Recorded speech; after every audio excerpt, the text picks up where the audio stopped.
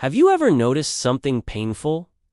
Some people don't get ignored because they're rude or boring or unimportant. They get ignored because they trained people to ignore them. Not on purpose, not knowingly, but through silence, through patience, through understanding for everyone but themselves. This is the story of a man who never raised his voice, never complained, never demanded anything. And slowly, the world learned he didn't matter. His name was Elias. Elias was the kind of man people described as easy to be around. He didn't interrupt. He didn't argue. He didn't make things awkward. If plans changed last minute, Elias adjusted. If someone spoke over him, Elias waited. If someone forgot him, Elias understood. People said things like, Elias is so chill, or he's so mature, or he never makes a fuss. And for a long time, Elias believed that was a compliment. He thought being agreeable was the same as being good. At work, Elias had ideas, good ones.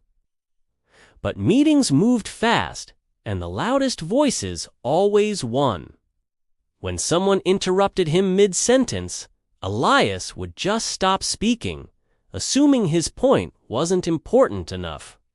When his idea was ignored, and someone else suggested the same thing 5 minutes later to a round of applause, he just smiled. When credit for his hard work went to a colleague, he stayed quiet. He told himself it was okay, that he didn't need the recognition, that good work speaks for itself. But he was teaching everyone a lesson without realizing it. He was teaching them that if they ignored him, nothing would happen. There was no pushback, no correction, no consequence. So, they kept doing it. With friends, Elias was always the flexible one. He was the human embodiment of I'm good with whatever. Wherever you want to eat was always fine with him. Whenever works for you was always the best time. If you had to cancel plans at the last minute, it was never a problem. He didn't want to be a burden. But the strange thing was, when Elias actually needed something, a ride, some help moving, or just someone to talk to, he would hesitate. He would wait for the perfect moment that never came. He'd delay asking until the problem either solved itself or became too big to ignore. He didn't want to inconvenience anyone, so his friends learned another lesson. They learned that Elias doesn't need much, that Elias can wait, that Elias will always adjust to fit their needs, so they never really had to consider his. But the third lesson was the most dangerous one of all. Elias never confronted anyone. When a friend made a joke at his expense that genuinely hurt him, he stayed quiet and laughed along. When a family member crossed a clear boundary, he explained it away in his head, telling himself they didn't mean it. When someone was openly disrespectful to him, he called it a simple misunderstanding. He mistook his silence for strength, his patience for virtue. But silence doesn't just keep the peace. It teaches people something very specific. It teaches them that there are no consequences for hurting you. It teaches them that your boundaries are just suggestions easily ignored. He was building a wall of silence around himself, thinking it would protect him, but it was actually making him invisible. One day, Elias noticed something strange. like a shift in the air he couldn't quite place. He was at a party, standing in a circle of friends, and he realized they were talking around him, not to him. Their bodies were angled away from him, their eye contact skipping over him. Decisions were being made without his input. Jokes were being told without anyone waiting for his reaction. Plans for the next weekend were being finalized, and it was as if he wasn't even there. He hadn't been rejected or kicked out. He had simply been excluded by default. And the most painful part of it all, no one seemed to feel guilty about it. No one even noticed, because Elias had trained them so well. He had taught them that his presence was optional. That evening, Elias sat alone in his quiet apartment. There were no new messages on his phone, no missed calls, just the hum of the refrigerator and the silence he had once found so peaceful. And for the first time, a sharp, dangerous thought pierced through the quiet. When did I teach everyone that I do unmatter? He started replaying his life, scene by scene. Every time he stayed quiet in a meeting. Every time he swallowed his own discomfort to make someone else comfortable. Every single time he chose a false sense of peace over his own presence. And that's when it hit him like a physical blow.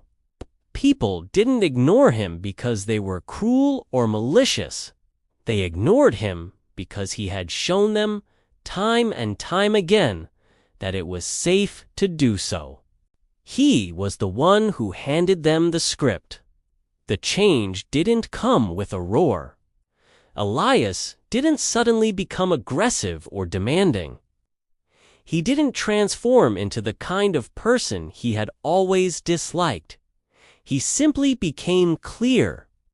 The next time he was in a meeting and someone interrupted him, he held up a hand, looked them in the eye, and calmly said, "I wasn't finished." The words felt foreign in his mouth, but he said them. The next time friends made plans that completely ignored his schedule, he didn't just adjust, he spoke up. "Actually, that doesn't work for me. How about this instead?" The next time someone crossed a boundary, he didn't explain it away. He named it simply and without anger. "I'm not okay with that." The reactions were immediate. Some people looked uncomfortable, shocked even. They weren't used to this version of Elias. Some of them, the ones who had benefited most from his silence, started to pull away. And that's when Elias learned the final, most liberating truth of all.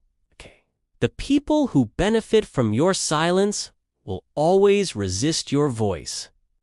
But the people who truly respect you will listen and adjust. And so, something began to change. Not overnight, not magically, but slowly, steadily. His world reconfigured itself. People started to listen when Elias spoke. They would pause and wait for his opinion. They started asking him what he wanted to do, and the ones who didn't, go? The friends who couldn't handle his newfound presence, they just sort of disappeared. And Elias realized, for the first time, that losing people who only valued your silence isn't a loss at all. It's a relief. It's making space. So if you feel invisible, if you feel unheard, ask yourself this. If you never speak up, how will people hear you? If you never object, why would they ever stop? If you never take up space, why would anyone make space for you? Silence doesn't make you mature. Endurance doesn't make you noble. Sometimes, All it does is teach the world to ignore you. You don't need to be loud. You don't need to be harsh. But you absolutely need to be present, 'cause the world doesn't ignore quiet people. It ignores people who make themselves disappear. Thank you for watching. If this story resonated with you, please consider subscribing for more content like this.